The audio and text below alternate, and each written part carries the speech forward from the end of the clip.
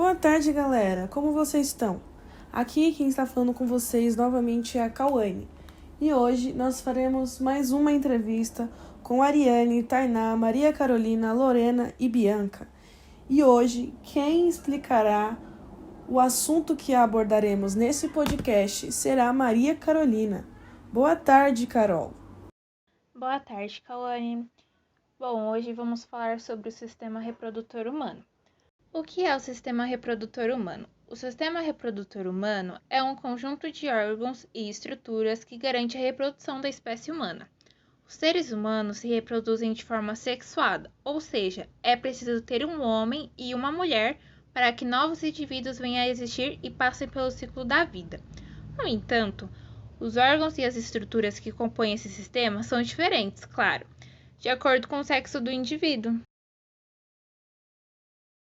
Ok, muito obrigado, Maria Carolina. Agora nós daremos continuidade novamente com a Ariane. Boa tarde, Ariane. Tudo bem contigo? Boa tarde, Cauane. Muito bom estar de volta no podcast. Estou também muito feliz por poder ter a oportunidade de explicar sobre o sistema reprodutor feminino. Então, Ariane, como você disse, hoje você irá explicar sobre o sistema reprodutor feminino. O sistema reprodutor feminino contém ovários, tubas uterinas, miométrio, espométrio, vagina, clítoris, grandes e pequenos lábios. Os ovários são os órgãos mais importantes do sistema reprodutor feminino. Existem 2 ovários, um do lado esquerdo e outro do lado direito. Os ovários possuem 2 funções primárias, a primeira reprodutora e a segunda endócrina, capaz de produzir hormônios como estrogênio e progesterona. Tubas uterinas. Existem 2 tubas uterinas, uma para cada ovário.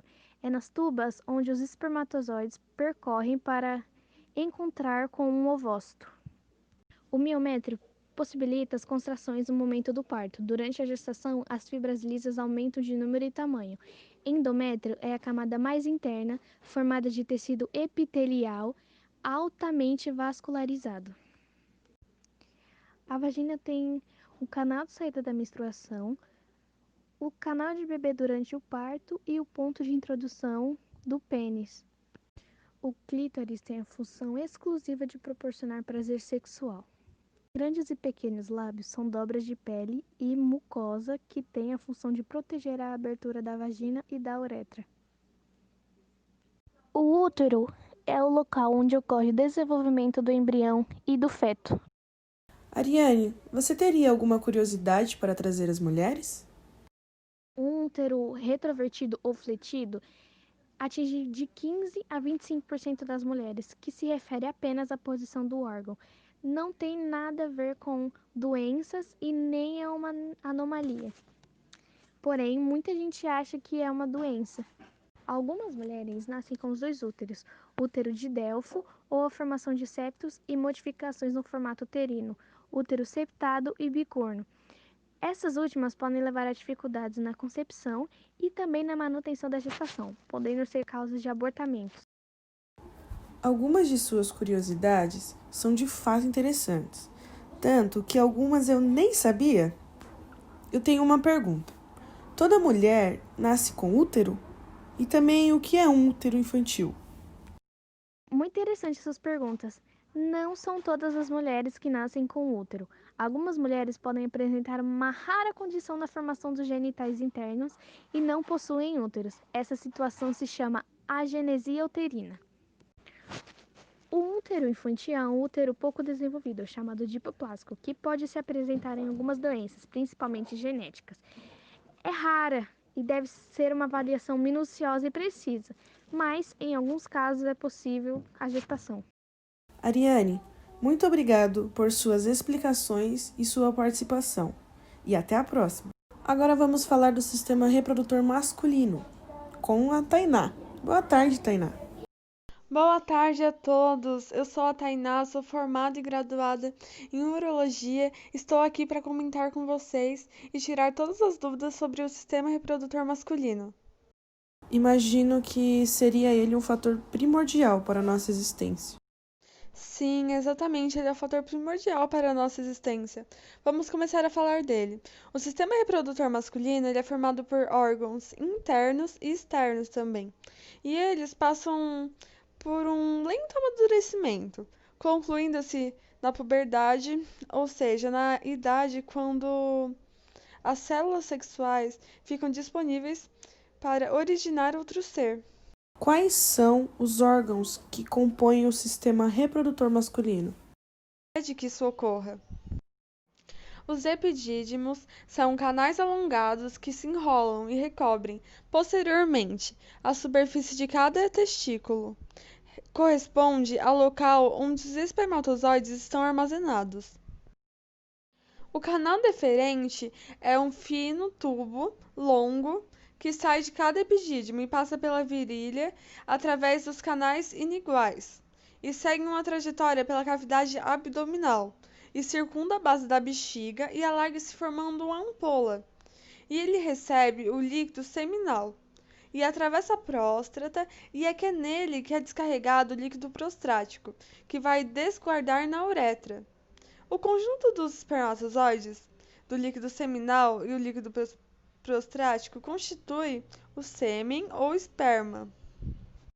A vesícula seminal, ela é formada por duas pequenas bolsas localizadas atrás da bexiga, onde a sua função é produzir o líquido seminal, uma secreção espessa, leitosa, que neutraliza a ação da urina e protege os espermatozoides, além de ajudar no seu movimento até a uretra. O líquido seminal também ajuda a neutralizar a acidez da vagina durante a relação sexual, evitando que os espermatozoides morram no caminho até os óvulos. A vesícula seminal, ela é formada por duas pequenas bolsas localizadas atrás da bexiga, onde a sua função é produzir o líquido seminal, uma secreção espessa, leitosa, que neutraliza a ação da urina e protege os espermatozoides, além de ajudar no seu movimento até a uretra.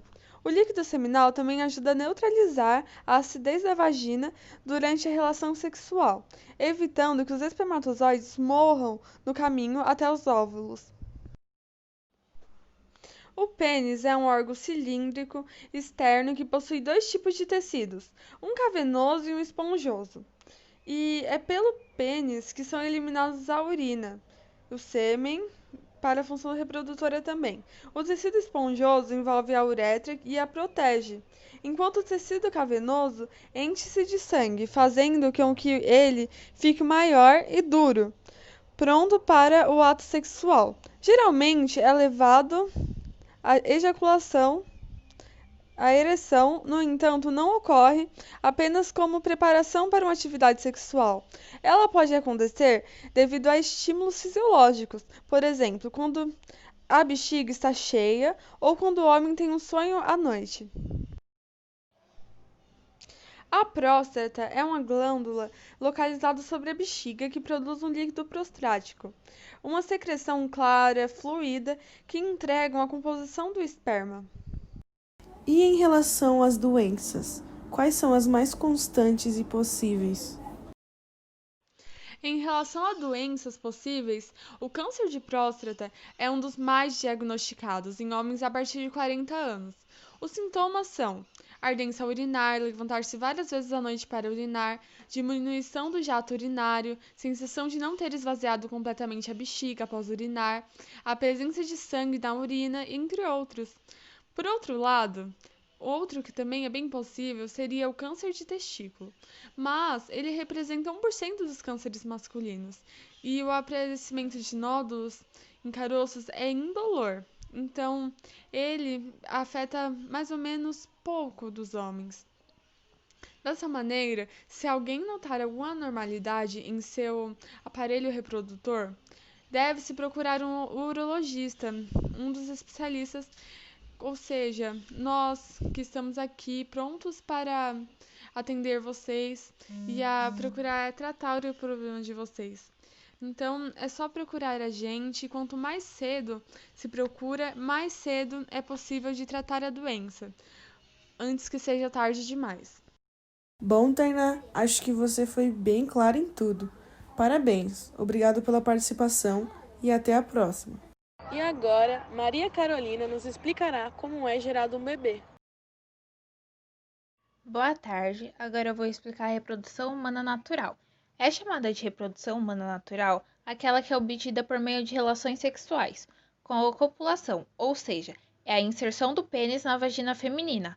O homem ejacula no canal vaginal milhões de espermatozoides, e assim eles entram dentro do útero. Então, os espermatozoides precisam nadar até as tubas uterinas, que é onde normalmente o óvulo fica aguardando para poder ser fecundado. A fecundação é um nome onde o espermatozoide consegue penetrar no óvulo, dando origem a um ovo, que irá se desenvolver e formar o embrião, e depois de se desenvolver, irá formar o feto, e após o nascimento é considerado um bebê. A fecundação ocorre nas trompas de Falópio, e o ovo começa a dividir enquanto se movimenta até chegar ao útero. Ao chegar no útero, ele se implanta no endómetro uterino. E aqui oficialmente ocorre a nitidação, que é o local do ninho. Sintomas da fecundação. Os sintomas da fecundação são muito sutis e normalmente as mulheres não percebem, mas elas podem ter uma leve cólica, um pequeno sangramento ou um corrimento na cor rosa, que é chamado de nidação. Na maior parte dos casos, as mulheres só percebem os sintomas da gravidez depois de 2 semanas de nidação. Como acontece o desenvolvimento embrionário? O desenvolvimento embrionário se dá desde a nidação até a 8ª semana de gestação, e é nessa fase que acontece a formação da placenta, do cordão umbilical e um esboço de todos os órgãos. A partir da 9ª semana da gestação, o bebê se passa a ser chamado de embrião, e após a 12ª semana de gestação, passa a ser chamado de feto. E aqui a placenta já se desenvolveu o suficiente para que possa daí por diante suprir todos os nutrientes que forem necessários para o desenvolvimento do bebê. Quando o bebê pode nascer? O bebê está pronto para nascer após 38 semanas de gestação, sendo considerável uma gestação saudável. Mas o bebê também pode nascer a partir de 37 semanas, que já é considerado prematuro. Mas a gestação também pode durar até 42 semanas, sendo uma situação normal também. Ok, Carol, muito obrigado. Obrigado pela sua participação mais uma vez. E agora nós daremos continuidade com a Lorena. Boa tarde, Lorena. Boa tarde, Cauane. Obrigada por me receber. Então, a classe dos mamíferos é o grupo mais evoluído dos cordados e basicamente alberga todos os animais que possuem glândulas mamárias, aproximadamente 5.000 espécies, incluindo o ser humano. No sistema reprodutor, os machos têm os testículos e o órgão introdutor de gametas externo ao corpo. A reprodução é sexuada, a fecundação é interna e o desenvolvimento é direto, ou seja, o macho libera o esperma, que fecundará o óvulo da fêmea, e o embrião se desenvolve dentro do corpo materno até estar desenvolvido o suficiente para nascer. Ao nascer, o filhote é amamentado com leite materno, havendo cuidado parental por um longo tempo. A copulação é feita no período de estro das fêmeas, quando os óvulos são liberados.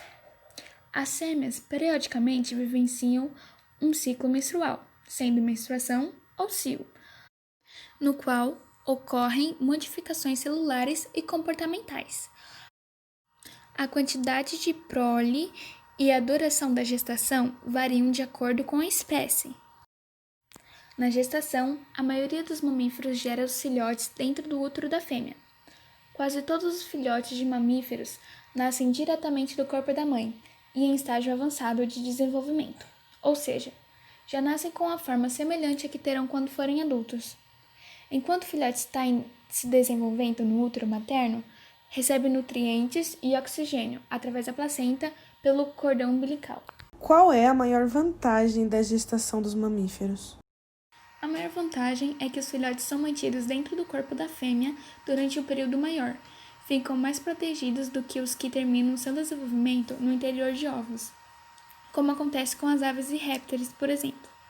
Embora a viviparidade limite o número de filhotes por gestação, é um fator que se revelou vantajoso evolutivamente, aumentando a chance de sobrevivência e o sucesso reprodutivo. Como é feita e para que serve a placenta? A placenta é uma estrutura formada por parte do corpo da mãe e parte do corpo do feto. Também é pela placenta que o feto elimina as excretas, que são restos produzidos, como, por exemplo, o gás carbônico. Quanto à reprodução, os animais mamíferos têm a seguinte classificação. Alguns animais são ovíparos. O ovo fecundado fica dentro da fêmea durante o desenvolvimento do embrião, e após a postura e nascimento, o filhote alimenta-se de leite. A maioria dos mamíferos é vivípara, placentários, nos quais os embriões desenvolvem-se em sua totalidade em uma placenta, dentro do útero da mãe. Os marsupiais, que são os cangurus e gambás, possuem placenta rudimentar ou, em alguns grupos, não as possuem. Na maioria deste grupo, o embrião fica pouco tempo no útero, nasce e se arrasta até o marsúpio, a espécie de bolsa, presente na parte ventral do corpo da mãe, e alimenta-se de leite, presente nas glândulas mamárias localizadas dentro dessa estrutura. Muito obrigada, Lorena, pela sua participação mais uma vez. Bom, aqui nós encerramos mais um trabalho solicitado pela professora Pamela. Professora, a gente sabe que passou um pouquinho do tempo limite, mas esse é só para quem quer, ok? Hashtag curiosidades, check! Os homens possuem muito mais gametas que as mulheres.